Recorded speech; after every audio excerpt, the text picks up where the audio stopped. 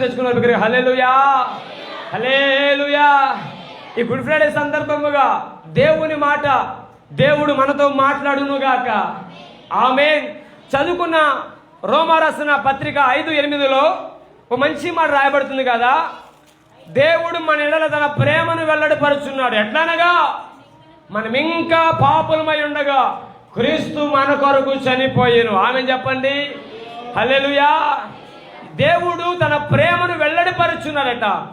మనం ఇంకా పాపులముగా ఉండగానే అపరాధములుగా పాపముల చేత చచ్చిన మన బ్రతుకుల మీద యేసయ్య తన ప్రేమ గల వర్షాన్ని కుమ్మరిస్తున్న దేవుడు. హల్లెలూయా. దగ్గరగా స్తోత్రం చెప్పరాదండి. దగ్గరగా హల్లెలూయా. ఆయన తన ప్రేమను వెల్లడిపరచడం ద్వారానే ఈ పగలు నీవు నేను ఆయన సముఖంలో సజీవులుగా ఉన్నాం. మీకు త్వరగా నా మాటలు చెప్పాలని ఆశపడుతున్నాను, సమయం అయిపోయింది కనుక. బరబ్బా అంటారు కొంచెం గట్టిగా, కొంచెం గట్టిగా పర్లేదు. పిలాతు ముందుకు యేసు ప్రభు వారిని తీసుకెళ్లి గొల్గొతా కొండకు తీసుకెళ్లే ముందు న్యాయ తీర్పులో పిలాతు ముందు నిలబెట్టేశారు. అప్పటికే యేసు ప్రభు వారిని ఒకరి తక్కువ 40 కొరడాల చేత కఠినమైన శిక్ష విధించారు. తల మీద ముళ్ళ కిరీటం పెట్టబడింది. ఒళ్ళంతా గాయాలు చేయబడ్డాయి. పిడిగుద్దులు గుద్దేవారు గుద్దుతున్నారు, గడ్డం పెరిగేవారు పెరిగి వేస్తున్నారు. అనేక రకాల చిత్రహింసలు యేసు ప్రభు వారి దేహానికి కలుగుతున్నా ఏమాత్రం బాధనోళ్ళని ప్రభువు అందరికీ అప్పగించుకున్నాడు. ఆ క్రమములో పిలాతు యొద్దకు పరిసయ్యులు శాస్త్రులు వచ్చి ఈయన సిలువేయాలా, ఈయన సిలువేయాలా అని కేకలు వేస్తుండగా జనసమూహం అంతా కూడా సిలువేయాలా సిలువేయాలని కేకలేస్తున్నారు. అనుకోకుండా ప్రభు వారి యొక్క మరణం, ప్రభు వారి యొక్క సిలువ దినాలు పస్కా పండుగ అతి దగ్గరగా ఉన్నాయి. పిలాతు అంటాడు కదా, తన భార్య చెబుతుంది, అయ్యా రాత్రి నాకు కల వచ్చింది, ఆ నీతిమంతుని జోలికి నువ్వు పోమాక అని భార్య చెప్పగానే ఈ పిలాతు ఎలా తప్పించుకోవాలో అర్థం కాక అంటాడు కదా, అయ్యా ప్రతి పండుగకు ఒక ఆయన మనం విడిపించమనకు మనకు సమయం కదా, ఇప్పుడు యేసు ప్రభువుని విడిపించమంటారా అంటే జనసమూహం అంతా అంటారు కదా, మాకు యేసు వద్దు, బరబ్బ కావాలి, బరబ్బ కావాలి అని కేకలు వేస్తున్నారు. ఇప్పుడు ప్రజలు వేసే కేక చెరసాలో ఉన్న బరబ్బా కనబడుతుంది. ఏమనంటే బరబ్బా బరబ్బా బరబ్బా అని కేకలు పడుతున్నాయి. చెరసాలో ఉన్న బరబ్బాకి అర్థం కావట్లా, అరే నా పేరు వినబడుతుందండి, నా పేరు వినబడుతుందండి అని టెన్షన్ పడుతున్నాడు. పిలాతు అంటాడు, ఇప్పుడు ఎవరిని సిలువేయాలయ్యా, యేసుని సిలువేయాలా బరబ్బని సిలువేయాలంటే యేసు సిలువేయబడాలి, సిలువేయబడాలి కేకలేస్తున్నారు. ఇప్పుడు బరబ్బాకు వినపడేది ఏంటంటే బరబ్బా అనే పదం వినబడుతుంది, సిలువ వేయాలని పదం వినబడుతుంది. బరబ్బా అనే పదం వినబడుతుంది, సిలువ వేయబడాలని పదం వినబడుతుంది. ఈ రెండు పదాలు బరబ్బా చెవులో మునిగిపోయాయి. అరే నాకేదో పూడుకొచ్చేసింది, నాకు ముహూర్తం దగ్గర వచ్చేసింది, బరబ్బాని సిలువేయాలట, బరబ్బాని సిలువేయాలట అన్న ధ్వని తన చెవులో మోగిపోతుంది. కఠినాత్ముడు గజ దొంగ అది నాకు అప్పుడే కాలం చెల్లిందా, ఈ ప్రజల దృష్టిలో చేసిన పాపము నా మీదకి పొంచుకొచ్చేసిందా, నేను సిలువకు అప్పగించబడబోతున్నానా అన్న కేకలట. కేకలు పిలాతు ముందు కేకలేస్తుంటే బరబ్బా కనబడింది.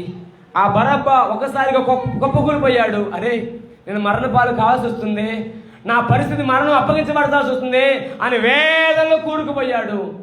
అనుకోకుండా ఆ చెరసాల దగ్గరికి భటుడు రాని వచ్చాడు. స్తోత్రం చెప్పండి. చేతుల దగ్గరికి హల్లెలూయా డోరు కొడుతున్నాడు. బరబ్బా బరబ్బా అని సౌండ్ వినగానే నా పని అయిపోయింది. చెరసాల నుంచి భటులు వచ్చేసారు, సైనికులు వచ్చేసారు, నా సిలువేస్తారు అని కృంగిపోతున్న బరబ్బాతో సైనికులు మాట్లాడతారు. బరబ్బా నీకు సంతోషమయ్యా, స్తోత్రం చెప్పండి. నాకు సంతోషం ఏందయ్యా, నేను చెరసాల నుంచి బయటికి వెళ్ళిపోతున్నానన్నా, సిలువే పడుతున్నానన్నా, దేనికి సంతోషమయ్యా? అబ్బాయి నువ్వు ఎక్కడ పుట్టావో కానీ ఏం దొక్కొచ్చావో నాకు తెలియదు కానీ నీ పక్షాన సిలువ వేయబడేవాడు ఒక ఆయన, ఆయన పేరు నజరేయుడు యేసు ప్రభువారు. చూడండి యేసయ్యకు స్తోత్రం చెప్పండి. హల్లెలూయా. కలవర పడుతున్నా, గుండెలు పగిలిపోతున్నా బరబ్బాతో దేవుడు మాట్లాడుతున్నాడు కదా, అబ్బాయ్ నీ పక్షాన సిలువ వేయబడి ఒక ఆయన ఉన్నాడు, ఆయన పేరు యేసు. ఎవరండి బరబ్బా? గజ దొంగ, కఠినాత్ముడు, చిన్నలని చోటు పెద్దలని చోటు మెళ్ళలో కనబడి లాక్కెళ్తాడు. చెరిపేసేవాడు, ప్రజలను పాడు చేసేవాడు, పచ్చి దొంగ. అతనికి మారుగా మరొక ఆయన గొర్రె పిల్లగా వధించబడుతున్నాడు. ఆయన పేరే నజరేయుడు యేసయ్య. ఆమె చెప్పండి ఒక మాట, ఆయన ఇంకా నీ పట్ల ఏం ప్రేమ కనపరచాలండి? దేవుడు మన ఎడల తన ప్రేమను వెల్లడిపరుచున్నాడు. బరబ్బా లాంటి జీవితాలు మనవి, బరబ్బా లాంటి పరిస్థితులు మనవి. పాపం చేసిన, దోషం చేసిన, అపవాది కబంధాలు చెక్కబడి ప్రజలకు వ్యతిరేకంగా మాట్లాడిన ఆయన మన ఎడల ప్రేమ వెల్లడిపరుస్తూ నీకు నాకు మారుగా క్రయధనాన్ని కల్వరిలో చెల్లించాడు. ఆమె చెప్తారా దగ్గరగా? హల్లెలూయా, హల్లెలూయా. నువ్వు ఇంత సంతోషంగా ఉన్నావంటే, నువ్వు ఇంత సుభిక్షంగా ఉన్నావంటే నీ మీద నా మీద మోపబడవలసిన ఆ శిక్ష ఆయన మోసేసాడు. నీకు నాకు విడుదల కలిగించాడు. ఆమె చెప్పండి, ఆమె చెప్పండి. హల్లెలూయా. అప్పుడు మనం పాడతాం కదా, ఘోర పాపి. మనం ఘోర పాపుల మీద మనమే పాడతాం. వాస్తవమే. యేసు సిలువేయాలి అని కేక నిలబడుతున్న వేళ పిలాతు అంటాడు, యేసు ప్రభు సిలువేయాలంటే మరి ఎట్లాగా బాయ్? అట్లాగైతే మా మీదకి, మా పిల్లల మీదకి ఆ దోషం వచ్చును కాకని పలికారు. వారు పలకబడ్డ మాట చొప్పున ఈనాటికి మన మీద దోష శిక్ష భరిస్తూనే ఉన్నాం. స్తోత్రం చెప్తారా? హల్లెలూయా. ఆయన ప్రేమ మన మీద ఉంది కనుక మనం ఇంకా సజీవులుగా ఉన్నాం. ఆమె చెప్పండి. మరణపు రంచుల మీదకి వెళ్ళినా తిరిగి మరలా లాక్కొస్తున్నామంటే సంఘము ప్రార్థన. ఆమె చెప్పండి. నా ప్రియ సంఘమా, ఆయన మనం ప్రేమిస్తున్న దేవుడు. నీవు నేను పాపం చేత కొట్టబడుతున్నా, నలపబడుతున్నా, పాపంలో ఇరుక్కున్నా, క్రీస్తు మన కొరకు చనిపోయాను. ఆమేన్, హల్లెలూయా. త్వరగా 2 మాటలు మీకు తెలియజేసిన మాట ముగించేస్తా. 2 మాటలు మీకు పరిచయం మాట ముగించేస్తా. కయ్యూను అంటారా? కొంచెం గట్టిగా పర్లేదు. కయ్యూను ఆదికాండం 4వ అధ్యాయము 13 వచ్చిన ఒక మాట రాయబడి చదువుతారు ఒకసారి. ఆదికాండం 4వ అధ్యాయము 13 చదువుదాం నాన్న. అందుకు కయ్యూను, నా దోష శిక్ష నేను భరింపలేని గొప్పది. ఆమె చెప్పండి దగ్గరగా. హల్లెలూయా, హల్లెలూయా. కయ్యూను పలుకుతున్న మాట, అయ్యా నేను చేసిన దోషము, ఆ శిక్ష భరింపలేనంతదయ్యా. నేను చేసిన పాపము, నేను చేసిన శాపము నేను భరింపలేని గొప్పదిగా మార్చబడింది. ఏం దోషం చేశారా బాయ్? అసలు ఏం పాపం చేశావయ్యా అంటే 10వ వచనం అంటారు కదా. అప్పుడు ఆయన నువ్వు చేసిన పని ఏమిటి? నీ తమ్ముని రక్తం యొక్క స్వరము నేల నుండి నాకు మొరపెట్టుచున్నది. నీ తమ్ముని రక్తం నీ చేతి నుండి పుచ్చుకొనుటకు నోరు తెరిచిన ఈ నేల మీద ఉండకుండా నీవు శపింపబడిన వాడవు. నీవును నేలను సేద్యపరిచినప్పుడు అది తన సారమును ఇక మీదట నీకు ఇయ్యదు. నీవు భూమి మీద దిగులు పడుచు దేశ దిమ్మరవే తిరుగుదు. ఆమె చెప్పండి. హల్లెలూయా. హేబేలు నుండి నిర్దాక్షిణ్యంగా మరణానికి అప్పగించాడు. ఎవరో చోట్ల నన్ను ఎవరు కనిపెట్టలా. నేను నా తమ్ముడే పొలంలో ఉన్నాం. నా తమ్ముని యొక్క రక్తము ఎవరితో మాట్లాడుతుంది? నేను చేసే దోషము ఎవరు చూస్తున్నారు? నేను చేసే పాపము ఎవరు కనిపెడుతున్నారు అనుకున్నాడు కయ్యూను. చూసే కన్నులు కయ్యూను చూసాయి. ఆమె చెప్పండి. అడుగుతున్నాయి కదా, అబ్బాయి కయ్యూను నీ తమ్ముడు ఎక్కడరా? ఏందయ్యా నేను మా తమ్ముడిగా కావాలన్నా? అరే నువ్వు చూడలేకున్నావు కదా, నీ తమ్ముని రక్తము నేల నాకు చెబుతుంది. ఆమె చెప్పు. సహోదరుడా, నీ పాపము, నువ్వు చేసే దోషము ఎవరికి కనబడలేదు అనుకుంటున్నావు. నేల సాక్ష్యం ఇస్తుంది. ఆమె చెప్పండి బిగ్గరగా. హల్లెలూయా, హల్లెలూయా. ఏమైనా సాక్ష్యం ఇస్తుందో చెప్పనా? అయ్యా నా అన్న నన్ను ఎందుకు చంపాడు అడుగయ్యా. నా అన్న నన్ను ఎందుకు చంపాడు అడుగయ్యా. నేను ఏ దోషం చేశా, నేను ఏ పాపం చేశా, నీతిమంతుడిగా పరిశుద్ధిగా బ్రతికినా నా మీద నా అన్నకు ఎందుకయ్యా అంత కఠినాత్మం అని రక్తమట యేసయ్యకు మొర పెడుతుంటే యేసయ్య ఉండబట్టలేక కయ్యూనుతో మాట, రే బాయ్ మీ తమ్ముడు ఎక్కడరా? నాకేం తెలుసు అయ్యా, నేను పనున్నా కావాలన్నా. అప్పుడు మనం అంటాం కదా, ప్రభు అంటాడు, ఇదిగో నువ్వు దేన్ని బట్టి సంతోషపడుతున్నావు, నువ్వు దేన్ని చూసుకొని ఆనందపడుతున్నావు, ఆ నేల శపించబడుతుంది. ఆ నేల నీకు సారం ఇవ్వదు. నువ్వు దేన్ని బట్టి హుందాగా బ్రతుకుతున్నావు, దేన్ని బట్టి నాకు సరిపోతుంది అనుకుంటున్నావు, దేన్ని బట్టి ఆనందపడుతున్నావు, ఆ నేల శపించబడుతుంది. స్తోత్రం చెప్పు బిగ్గరగా. హల్లెలూయా. ఇక మీదట ఆ నేల నీకు సారము నివ్వదు. ఇప్పుడు ఏది శపించబడిందండి? నేల అనండి. తను సేద్యపరిచి నేల శపించబడింది. సంగమా, అతడు సేద్యం చేస్తున్నాడు కనుక నేల శపించబడింది. ఈ పగలు నువ్వు దేనికి శాపగ్రస్తుడిగా మార్చబడ్డావు? నువ్వు చేసే ఉద్యోగమా? నువ్వు చేసే వ్యాపారమా? నువ్వు చేసే పనియా? నువ్వు చేసే వ్యవసాయమా? జాగ్రత్త. ఆ దినాల్లో కయ్యూరు చేసే పని సేద్యం, వ్యవసాయం కనుక సేద్యం, వ్యవసాయం శాపంగా మారింది. ఒక మాట అడిగినా, ఈనాటికి ఇప్పటికీ నేల శపించబడుతూనే ఉన్నది. ఏది ఏది ఏ ఆహారం శ్రేష్టమని చెప్పగలవు? ఈ దినాల్లో ఏ ఆహారం శ్రేష్టమని చెప్పగలవు? తినే కూరగాయలు మొదలుకొని, ఆకుకూరలు మొదలుకొని ప్రతిదీ కూడా కెమికల్గా వస్తున్నాయి. అవునా కాదా? ఆఖరికండి తినే బియ్యపు గింజలు కూడా ప్లాస్టిక్ గింజలు వస్తున్నాయి. హల్లెలూయా. ఏదండి నువ్వు తినే శ్రేష్టమైన ఆహారం? ఏదండి నువ్వు తినే శ్రేష్టమైన భోజనం? ఆకుకూరలా, కూరగాయలా, పండ్లా? ఒకప్పుడు యాపిల్ పండు తింటే డాక్టర్కు దూరం అంటారు. ఇప్పుడు యాపిల్ పండు తింటే డాక్టర్కి దగ్గర అవుతున్నాం. కారణం కెమికల్స్. అన్ని కెమికల్గా మార్చబడ్డాయి. శాపం తాండవం చేస్తుంది దేశం మీద, ప్రపంచం మీద. మనం చేసిన పాపం, మనం చేసిన దోషం మనం భరింపలేంత గొప్పది. అది శాపంగా మారిపోయింది. శాపంగా మారిపోయింది. నా ప్రియ సంగమా, ఈ పగలు నువ్వు ఒక కయ్యని వలి ఉంటే ఈ మాట సరి చేసుకోగలవా? ఆదాము కూడా దేవుని మాట తృణీకరించాడు. నేల నీ నిమిత్తము నేల శపించబడిందని రాశాడు. ఆదాము చేసిన తప్పిదాన్ని బట్టి 3:17 మాట రాబడింది, నీ నిమిత్తము నేల శపించబడింది. నోవాహు కాలంలో ప్రజలు చేసిన బలాత్కారాన్ని బట్టి, కామధరాన్ని బట్టి, తప్పుడు వారిని బట్టి నేల శపించబడి భూమి మీద చెట్టు ఓ చిన్న మొలక కూడా లేకుండా సమస్తాన్ని తుడిచిపెట్టేశాడు. ఒక మాట చెప్పనా, నా పాప దోషాన్ని బట్టి నేలకు శాపం కలుగుతుంది. మనుషులు శపించబడుతున్నాడు. అలాగైతే ఒక మాట, నీ శాపానికి విరుడెప్పుడు? నీ శాపానికి, నీ దోషానికి విరుడెప్పుడు? నేను చెప్పనా, నీ పాపము, నీ శాపము, నీ దోషములో నువ్వు బ్రతుకుతున్నప్పుడు యేసయ్య సముఖముకు రాగలిగితే నీ శాపము కొట్టివేయబడుతుంది. ఆమేన్ చెప్పండి దగ్గరికి. హల్లెలూయా, హల్లెలూయా. అయ్యగారు, ఎన్నోసార్లు ప్రార్థన చేసినా మా గృహంలో ఇది పోవట్లేదయ్యా, నా భర్త తాగుడు మానట్లేదయ్యా, నా పిల్లలు సరిగా బ్రతకట్లేదయ్యా. కారణం శాపం. కారణం మన తప్పిదం వల్ల వచ్చే కర్స్, శాపం మన గృహాన్ని ఏలుబడి చేస్తుంది.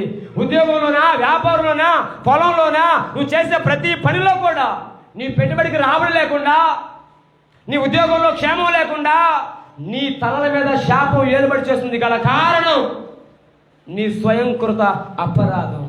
కయ్యనంటాడు, నా దోష శిక్షని భరించినేనయ్యా. నువ్వు శపింపబడినవాడు రా బాయ్, నీ నిమిత్తం నేల శపించబడిందా బాయ్. మన పాపమట మన మీద శాపంగా మారిందండి. ఆమె చెప్పండి. చాలాసార్లు అంటాం కదా, అయ్యగారు నేను వెళ్ళి హాస్పిటల్ అన్నీ చెకింగ్ చేశా, ఏమీ లేదంట. ఎందుకు చేస్తావు నాకు అర్థం కావట్లా. అయ్యా, పెద్దోళ్ళని అడిగితే, అరే నిన్ను దుష్టుడు అడుగుకున్నాడు రా, అరే నీ మీద వాళ్ళు శాపపడి చేశారు రా. నేను చెబుతున్నా, ఇదిగో నీ మీద శాపం ఉన్నంత కాలం నువ్వు ఎన్ని చెకప్లు చేసుకున్నా నీకు విరుడు లేదు. ఒక మాట చెప్పనా, యేసయ్య సముఖం నువ్వు రాగలిగితే నీ దేహానికి స్వస్థత. ఆమె చెప్పండి. హల్లెలూయా, హల్లెలూయా. ఆశీర్వాదపు తలుపులు మూయబడ్డాయి. నువ్వు దీవించబడకుండా, వర్ధిల్లకుండా, నీ నామము ఉన్నతంగా పలకబడకుండా నీ మీద దేవుడు ఒక కర్స్ని, ఒక శాపాన్ని మోపేశాడు. కయ్యూను అన్నట్లుగా నా దోష శిక్ష నేను భరింపలేనంత గొప్పది. నా మీద శాపం మోపబడింది. అయ్యా, నా శాపం నుంచి విడుదల కలిగించి ఆశీర్వాదపు తలుపులు తెరవయ్యా అని ఎంత ప్రార్థన చేసినా నీ ప్రార్థనకు ఎందుకు నీకు విడుదల దొరకట్లేదంటే మన చేసిన స్వయంకృత అపరాధం, మన నోటి భాష తప్పిదాలు. పాత నిబంధన కాలంలో నేను తప్పు చేస్తే గొర్రెపిల్లను, మేకపిల్లను ఏదో బలిగా అర్పిస్తే నీ మీద నా మీద ఉన్న తప్పును దేవుడు కొట్టేసే రోజులవి. ఇప్పుడు అట్లా కాదు. యేసయ్య రక్తమే మనకు విరుగుడు. ఆమె చెప్పండి. హల్లెలూయా. ఒకవేళ పాత నిబంధన ప్రకారమే కనుక నువ్వు బలి అర్పణ చేయాలంటే రోజుకు ఒక తప్పిదాన్ని బట్టేనా ఒక గొర్రెపిల్ల అప్పగించాలా? ఈరోజు గొర్రెపిల్ల రేట్ ఎంత ఉందన్నా? సరదాగా ఒక 10,000 ఉండొచ్చు. అవునా కాదా? నువ్వు ఒక తప్పుని బట్టి ఒక 10,000 కట్టాలా? అట్లా రోజుకి ఎన్ని తప్పులు చేస్తామో తెలియదు. ప్రతి పాపానికి 10,000 కట్టగలమా? వాటి నుంచి మనం విడిపించగలమా? మన అబద్ధపు మాట ఒక తప్పే, చెడు కన్ను తప్పే, అంతరంగిక కామతులతో తప్పే, ప్రతి తప్పుకు ఒక 10,000 కట్టుకుని పోతే నీ జీవితం ఏమైంది? ఆ 10,000 లెక్క అయ్యగారు ఇంత శాపంలో బాధపడుతున్నా, నేను చెబుతున్నా నా మాటను, నీకు మీద కొరవబడ్డ ఆశీర్వాద తలుపులు మూయబడ్డాయి. నువ్వు చేసిన స్వయంకృత అపరాధము కావచ్చు, నీ పితరులు చేసిన అపరాధము కావచ్చు, నీ కుటుంబస్తులు చేసిన అపరాధము కావచ్చు, ఏదో ఒక దోషము శిక్షగా మారింది. ఆ శిక్ష శాపంగా మారి నీ మీదకి ఆశీర్వాదపు జల్లు రాకుండా తలుపు మూయబడింది. నా ప్రియ సంగమా, ఈ పగలు ఒక మాట చెప్పగలను. ఎన్నోసార్లు ఎంతోమందిని డాక్టర్ని కలిసాం, వైద్యుని కలిసాం, పాస్టర్ని కలిసాం. మా కుటుంబానికి విరుడు లేదు, శాపం పోట్ల. చాలామంది చెబుతారుగా, మీ ఇంట్లో దుష్టుడు ఏలుబడి చేస్తున్నాడండి. వాళ్ళని పిలిపించుకున్నప్పుడు మన ఇంట్లో అంటే ఏంటి, దుష్టుడు ఏలుబడి చేస్తున్నాడండి, మేము ఒక మంత్రోచ్చారణ చేస్తే వెళ్ళిపోతాడు అనేవాళ్ళు ఒక ఎత్తి అయితే, సేవకులు మరొకరు అమ్మా నేను ప్రార్థన చేస్తుంటే నీ ఇల్లంతా శేఖరణ పడుతుందమ్మా, ఇల్లంతా కళ్ళు మూతే చెడవ ఏం కనబెడతారా నీకు? ఆమెను చెప్పు. అవునా కాదా? అయ్యగారే ఈ మధ్య మొదలుపెట్టారు, 7 రోజులు ప్రార్థన చేస్తే చీకట పోద్ది. ఒకరోజు అయితే పోదా? సేవకుల్లో కూడా తయారయ్యారు. నేను చెబుతున్నా, నీ మీద శాపం తొలగిపోవాలంటే ఆయన కనికరం దిగి రావాలా, ఆయన కరుణ దిగి రావాలా. Praise the Lord. Hallelujah, hallelujah. ఎవడు మంత్రోచ్చారణ చేసినా, ఎవడు చాతబడి చేసినా, ఎవడు మాంత్రిక శక్తుల చేత నీ కుటుంబం మీదకి పంపించినా, నేను ఒకటి చెప్పగలను, యేసు రక్తాన్ని నువ్వు ఆశ్రయించగలిగితే ఏది దరిదాపుకు రాదు. ఆమె చెప్పు. ఒక ఆయన బైబిల్లో మీకు జ్ఞాపకం చేసి ముందుకు కొనసాగుతా. ఒక ఆయన రాజు, మహారాజు బాలాక్ అనే ఆయన బిలాముతో మాట్లాడుతున్నా, బాయ్ ఇది చిన్న గుంపే కానీ ఊరు రోజున్నారా, మన చేతి చెక్కట్లా పంపియండిరా బిలాము దగ్గరికి అంటే సరిగ్గా అందరూ పోయి బిలాము తీసుకొచ్చేసారు. అంటాడు కదా, అయ్యా నా తరపున వాళ్ళను శపించాలా, నా తరపున నువ్వు వాళ్ళని శపించాలా అని బాలాక్ అంటే బిలాము ఏమంటే తెలుసా, ఏమని శపింపగలను, దేవుడు శపించలేదే. ఏమని భయపెట్టగలను, దేవుడు భయపెట్టలేదే. చడు మీరు యేసుకు స్తోత్రం చెప్పండి దగ్గరగా. హల్లెలూయా, హల్లెలూయా. ఆయన ఆశీర్వాదించాలండి. ఆమె చెప్పండి. హల్లెలూయా. నా ప్రియ సంగమా, నా ప్రియ సంగమా, బిలాము అనే ప్రవక్త శపించడానికి బయలుదేరాడు. దేవుని జనాంగాన్ని, యేసు రక్తంలో కడగబడిన జనాంగాన్ని, బాప్తిసం పొందుకున్న ప్రజలను శపించాలని బయలుదేరాడు. కానీ కొండ మీద నిలబడ్డాడు కదా, ఏమని శపించగలను? సంఖ్య 23 ఎందులో ఉంటుంది ఆ మాట? సంఖ్య 23 ఎందులో ఉంటుంది ఆ మాట? ఇంటికి చదువుకుని ఇప్పుడు అవసరం లేదు. కానీ బిలాము అంటాడు, అసలు ఏమని శపించాలయ్యా? శపించడానికి నా నోరు రాట్లా. నేను వచ్చింది శపించడం కోసమే, నేను వచ్చింది వారిని కీడు తలపెట్టడం కోసమే, నేను వచ్చింది వారిని బంధించడం కోసమే. కానీ దేవుడు నా నోరు తెరవట్లా. ఆమె చెప్పు. సహోదరి గుర్తుంచుకో, ఈ మాట గట్టిగా పట్టుకో. నేను ఎవరైతే చాతబడి చేస్తున్నా నువ్వు నమ్ముతున్నావు, ఎవరైతే నా కుటుంబానికి మంత్రిక శక్తులు వెలువడి చేస్తూ నమ్ముతున్నావు, వారి నోరు మోపగల దేవుడు నేను ప్రకటించేస్తాయ్యా. నమ్మిదలు యేసుకు స్తోత్రం చెప్పండి. హల్లెలూయా. బిలాము వచ్చింది కూడా శపించడం కోసమే. కానీ బిలాము నోట పలుకుతున్న మానేసా, ఏమని శపించాలయ్యా? దేవుడు శపించలేదు కదా. ఏమని భయపెట్టాలయ్యా? దేవుడు భయపెట్టలేదయ్యా. ఎవరిని? దేవుని జనంగాని. ఆమె చెప్పండి. యేసు రక్తంలో కడగబడిన జనంగాని. ఆమె చెప్పండి. త్వరగా ఒక మాట చూడండి, మీకు మాట చూపించేసి నేను ముందు కొనసాగుతా. గలతీ 3:13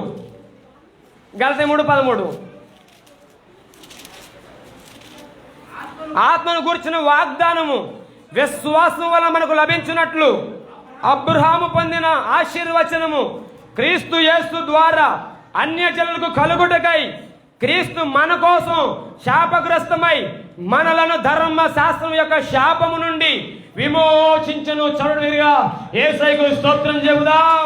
హల్లెలూయా. ఆశీర్వచనము మన మీద పలుకుడు కొరకు ఆయన శాపగ్రస్తుడయ్యాడు. క్రీస్తు మన కొరకు శాపముగా మార్చబడి ఆశీర్వాదాన్ని, విమోచనను మనకు కలిగించాడు. ఆమె చెప్పండి.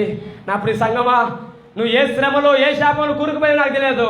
ఈ గుడ్ ఫ్రైడే సందర్భముగా, ఈ శుభ శుక్ర సందర్భముగా దేవుడు దాసులు ప్రకటిస్తున్నా, నీ మీద శాపము తొలగించబడి ఆశీర్వాదము కుమ్మరించబడును గాక. నీ మీద శాపము తొలగించబడి ఆశీర్వాదము కుమ్మరించబడును గాక. నీ మీద కీడు తొలగించబడి దేవుని మహిమ ప్రకాశించును గాక.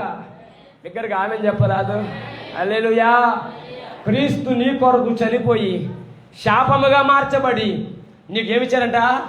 విమోచన అనండి, ఆశీర్వాదం అనండి. బిగ్గరగా హల్లెలూయా.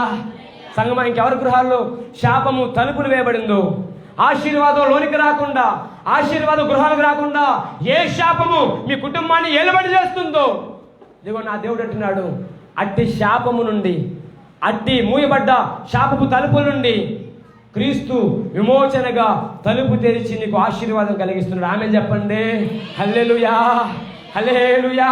యేసుక్రీస్తు మరణము నీకు ఆశీర్వాదం.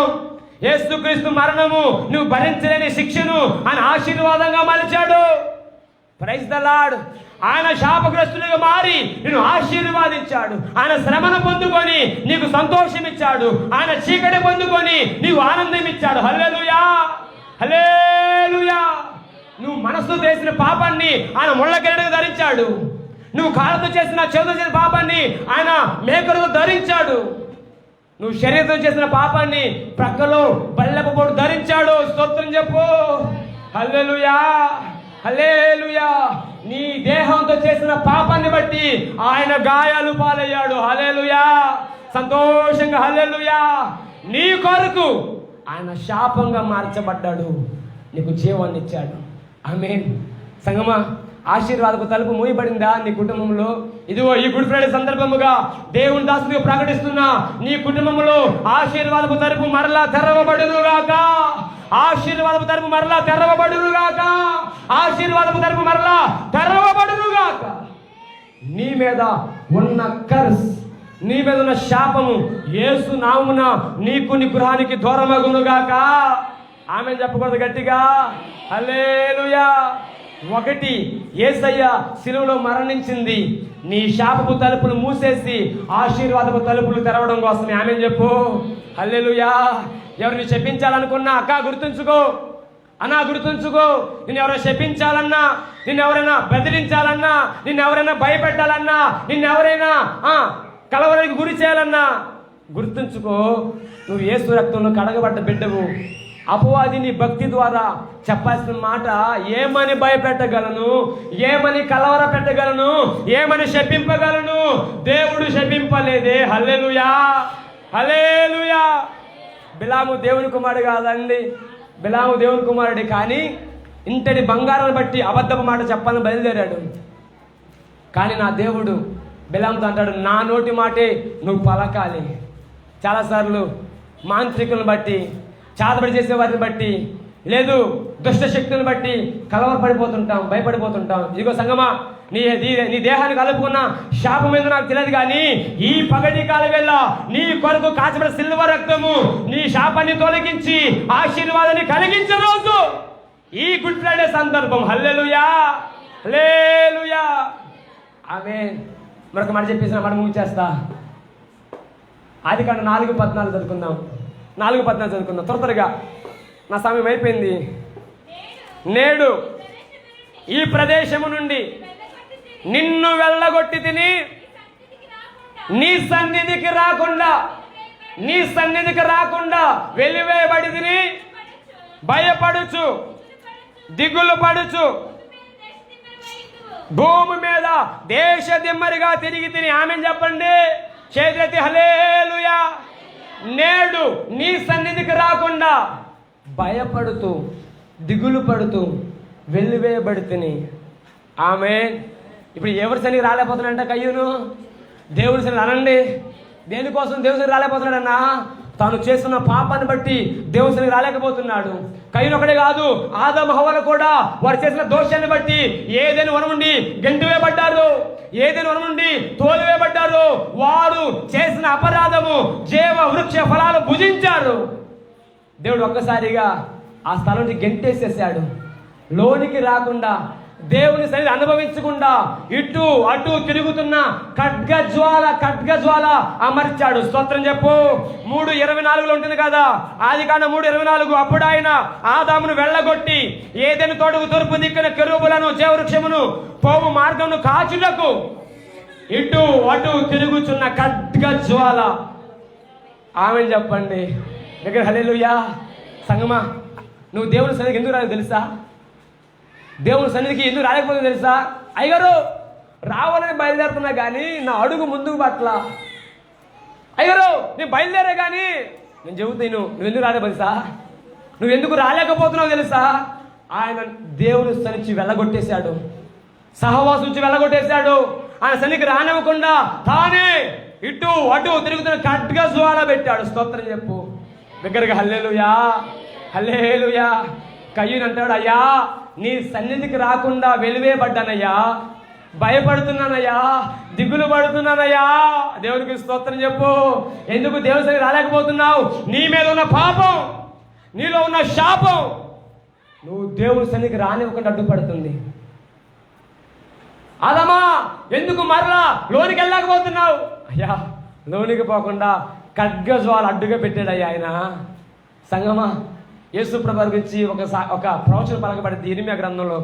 ఖడ్గమా ఖడ్గమా గొర్రెల కాపరి మీద నువ్వు త్వరగా పడు. ఈ మాట పలకబడింది యేసు ప్రభువు గురించే. ఇప్పుడు ఆ ఖడ్గజ్వాలము ఇటు అడుగుతుంది. ఖడ్గజ్వాలంలోనికి మరలా ఆదములోనికి ప్రవేశించాలి అంటే, నిత్య జీవం గలవాడిగా ఉండాలి అంటే, నీవు నేను పాపము శాపం విడిపించబడి నిత్య జీవానికి వారసులుగా మార్చబడాలంటే ఖడ్గజ్వాలము దాటుకొని ఏదేమనికి వెళ్ళేవారు కావాలి. అది నీ వల్ల నా వల్ల ఆదం వల్ల అయ్యే పని కాదండి. ఆమేన్. హల్లెలూయా, హల్లెలూయా. తండ్రి కుమారుడిగా రూపించబడి కన్యమర్య గర్భాన జన్మించి పరలోకం నుంచి దిగివచ్చి మనుషుడిగా ఆకారమందు పుట్టి పరిశుద్ధుడిగా నిష్కలంకషుడిగా దైవిక కార్యం చేసి మహోన్నతుడుగా ఖడ్గజ్వాల దాటుకుని పోయేవాడిగా యేసయ్య తయారు చేయబడ్డాడు. స్తోత్రం చెప్పండి. హల్లెలూయా. నీవు నేను ఈజీగా ప్రవేశించలాగునా, నీవు నేను ఈజీగా ఆయనతో సహవాసం చేయలాగునా, నీవు నేను ఈజీగా దేవునితో పెనవేసుకొనలాగునా, నీ కొరకు నా కొరకు పాపము శాపంగా మార్చబడి ఆ శాపము ఖడ్గజ్వాలకు అడ్డుగా ఉంటే ఆ ఖడ్గజ్వాల దాటుకుని పోయాడు. నేను ప్రకటించే యేసయ్య. ఆమేన్ చెప్పు. హల్లెలూయా. ఒకటి, నీ మీద శాపము ఆశీర్వాదం తలుపులు మూయబడితే ఆ శాపాన్ని గద్దించి యేసు ప్రభువు అనే శాపంగా మార్చబడి నీకు ఆశీర్వాదాన్ని కలిగించాడు. 2, నువ్వు వెళ్ళలేని దేవుని సన్నిధికి నువ్వు తోలివేయబడ్డా, నువ్వు గెంటివేయబడ్డా ఆ దేవుని సన్నిధికి మరలా వెళ్ళడం కోసమే ఆయన కల్వరి శిలువ అనబడుతున్న ఖడ్గజ్వాల ఆయన అనుభవించాడు. హల్లెలూయా. సంతోషంగా హల్లెలూయా. ఆ ఖడ్గజ్వాల దాటుకొని ఏదైనా మనకి వెళ్ళాడు. ఆమేన్ చెప్పండి. ఇప్పుడు నిన్ను నన్ను రమ్మంటున్నాడు. స్తోత్రం చెప్తారా దగ్గరికి? హల్లెలూయా. నీకు అర్థం అవడం కోసం ప్రత్యక్ష కూడా రానండి. కొంచెం గట్టిగా అంటే ఏమైందక్క? నిన్ను అప్పడగల అనా? అప్పటికేనా? చెప్పు ఏంటది? ఏందా గారు సేపు ఉంచును. మరి శుక్రవారం ఎప్పుడు వస్తావు నువ్వు ప్రార్థనకి? హల్లెలూయా. ప్రత్యక్ష గుడారంలో దేవుని దాసులు అన్నట్లుగా ఆవరణము పరిశుద్ధ స్థలము, అతి పరిశుద్ధ స్థలం ఉంది. అతి పరిశుద్ధ స్థలానికి ఎవరు వెళ్ళకూడదు, సాహసం చేయకూడదు. వెళితే చచ్చిపోతారు. అవునా కాదన్నా? యాజకుడు, ప్రధాన యాజకుడు సంవత్సరం ఒక్కసారి ఆయన కూడా పరిశుద్ధంగా ఉంటేనే వెళ్ళాలా. ఏ మాత్రం తప్పుదే ఉన్నా గంటలు కట్టుకొని పోవాలా. తన తప్పిదాన్ని బట్టి అక్కడికక్కడే మరణిస్తాడు. ఆ తాళం లాగాల. ఇది పొజిషన్.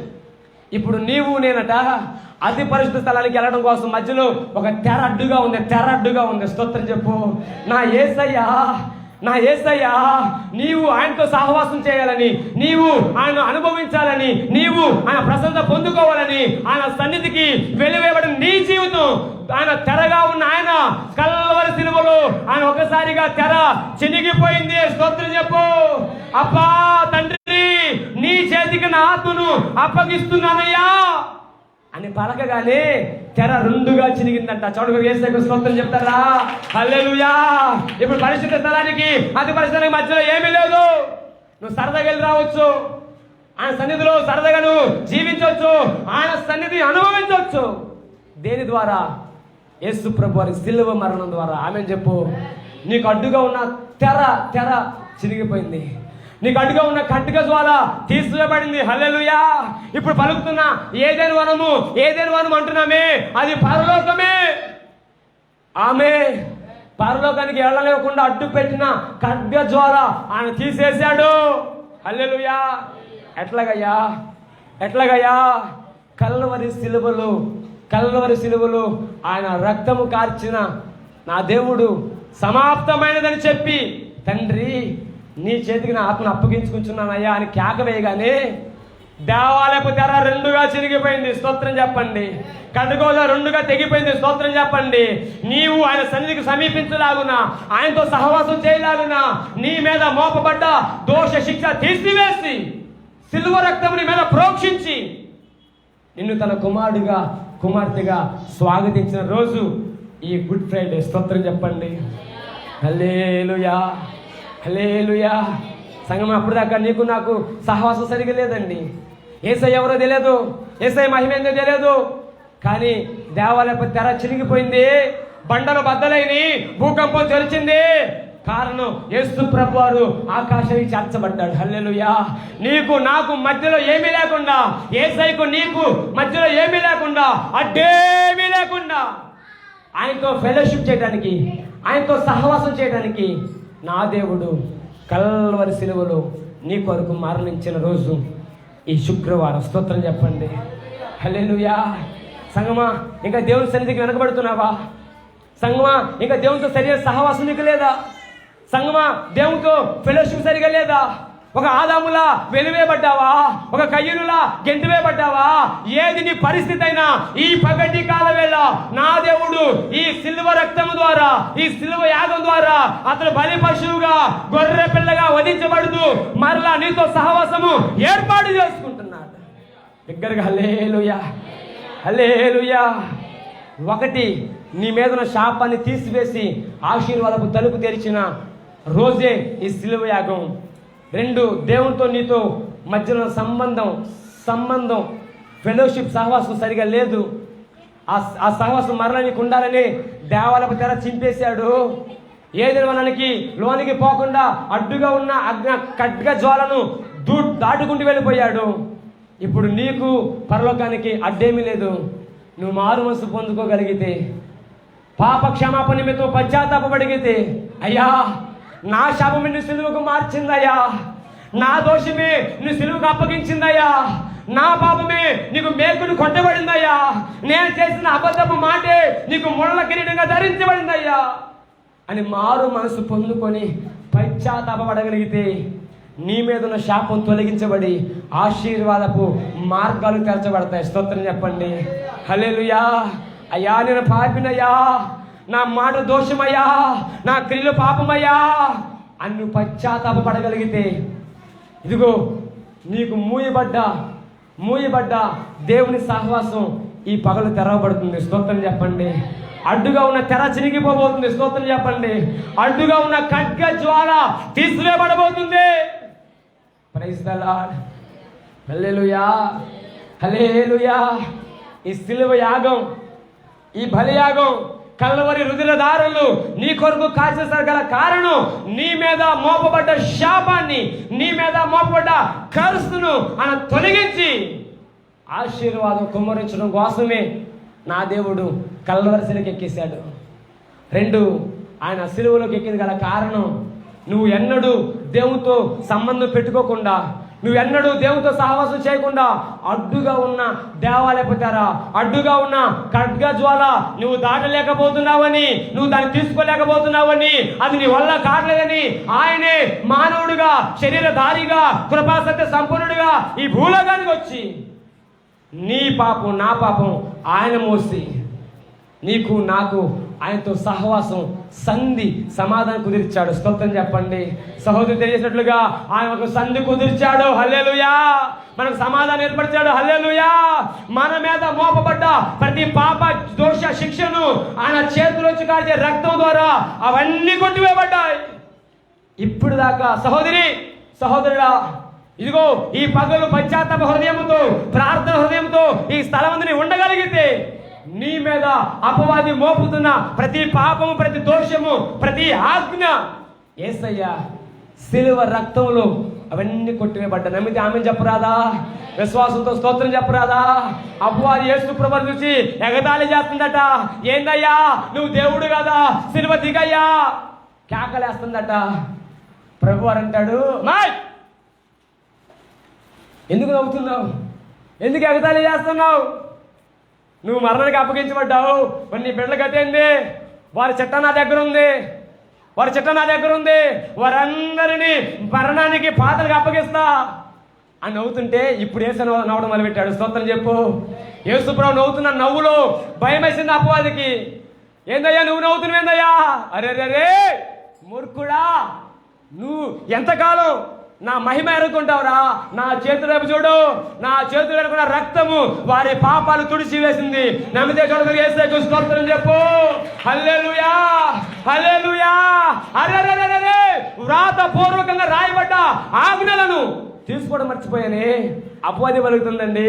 సంగమా, ఈ పగటి కాలవేళ నీవు ఈ మాట నమ్మగలిగితే చూస్తారా? కొలస్సీ రాసిన పత్రిక, ఈ మాట మీకు చదివించి ముగించేస్తా. కొలస్సీ రాసిన పత్రిక 2వ అధ్యాయము 13 చదువుకుందాం. 2:13 శ్రద్ధగా ఆలకిద్దాం. మరియు అపరాధము వలనను శరీరమందు సున్నతి పొందక యుండుట వలనను వీరు వృద్ధులై ఉండగా, శ్రద్ధగా ఆలకించిన దేవుడు వ్రాతపూర్వకమైన ఆజ్ఞల వలన మన మీద రుణముగాను మనకు విరోధముగాను పత్రమును, మన మీద రుణముగాను విరోధముగా ఉండిన పత్రమును మేకులతో సిలువకు కొట్టి దాని మీద చేవ్రాతను తుడిచివేసి మనకు అడ్డము లేకుండా దాన్ని ఎత్తివేసును. చూడగా యేసయ్యకు స్తోత్రం చెబుదామా? 2 చేతులు అలాడిస్తూ స్తోత్రం చెబుదామా? హల్లెలూయా. చేతులు అలాడిస్తూ హల్లెలూయా, హల్లెలూయా, హల్లెలూయా. ఈ మాట సంతోషంగా నువ్వు అనుభవించాలక్క. అన్న, నీ మీద రుణముగా ఉన్న ఆజ్ఞ, నువ్వు ఏ పాపం చేసావు అది ఒక చిట్టాలో రాయబడిందట. దాన్నంతటిని నీ ఒప్పుకోలు బట్టి, నీ పశ్చాత్తాపాన్ని బట్టి ఆయన తన చేతి సిలువలో మేకులకు కొట్టేశాడట. స్తోత్రం చెప్పండి. అపవాది నవ్వుతుంది కదా, నీ ప్రజలు ఏమైపోతారయ్యా, నీ జనాంగం ఏమైపోతారయ్యా? అరే పిచ్చోడా, నా చేతుల్లో చూడరా, ఏంది రక్తం కారుతుంది, చేతులు వెనక చూడు ఏమున్నాయో. అయ్యే వ్రాతపూర్వకంగా రాయబడ్డా, రుణముగా రాయబడ్డా ప్రామిసరీ నోట్లు ఉన్నాయ్యా. అరే నేను ఎంత తప్పు చేశా? నా ప్రియ సంగమా, యేసయ్య సిలువ యాగం నీకు విమోచన. ఆమెను చెప్పండి. ఈ కన్నడు నువ్వు అప్పులేవు అపవాదికి, ఆమెను చెప్పు. ఈ కన్నడు నువ్వు రుణము గలేవు అపవాదికి, ఆమెను చెప్పు. ఈ కన్నడు నీ మీద దోషం లేదు, క్రీస్తు రక్తము నీ పాపాన్ని కడిగి వేసింది ఈ శుభ శుక్రవారం. ఆమె హల్లెలూయా. 3 మాటలు నా ప్రియ సంగమా. 1, యేసయ్య సిలువ యాగం నీ శాపాన్ని ఆయన మోసుకొని ఆశీర్వాదం నీకు కలిగించాడు. 2, యేసయ్య సిలువ రక్తము నువ్వు వెళ్ళలేని స్థలానికి, నువ్వు అనుభవించే సహవాసానికి, నువ్వు పొందుకోలేని మహిమకు అడ్డమేమీ లేకుండా ఆయనే దేవాలయపు తెర చినిగించేశాడు. కట్టుగుదల దాటి పరలోకానికి నీకు ద్వారను మార్గాన్ని సిద్ధపరిచాడు.